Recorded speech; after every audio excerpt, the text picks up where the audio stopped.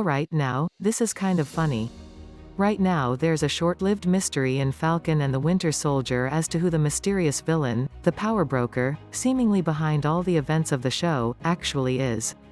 While it may be a totally new face and presence, it could also be someone we know. I have my own theory, and one that could be validated in the weirdest way possible, courtesy of a rule about product placement. Potential spoilers follow. So, my theory from the end of the last episode that Sharon Carter, Emily Van Camp, is actually the power broker.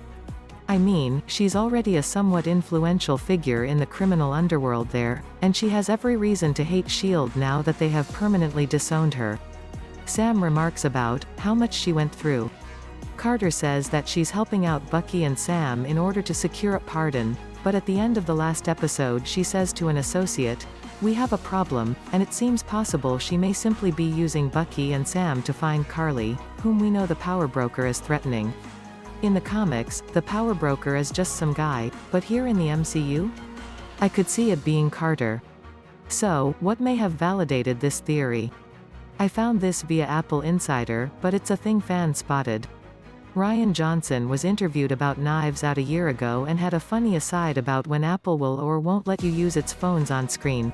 Apple, they let you use iPhones in movies, said Johnson, but, and this is very pivotal, if you're ever watching a mystery movie, bad guys cannot have iPhones on camera. Well, in Falcon and the Winter Soldier, Sam, Bucky and Torres all are shown using iPhones on camera. Sharon Carter also has a phone which is not an iPhone.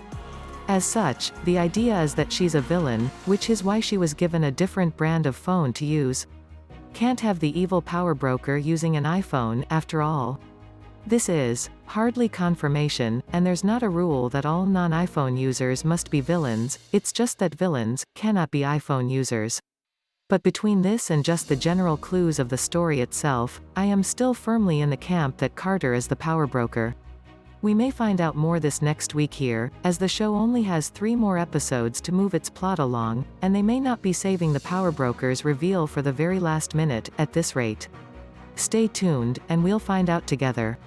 Follow me on Twitter, YouTube, Facebook and Instagram. Subscribe to my free weekly content roundup newsletter, God Rolls.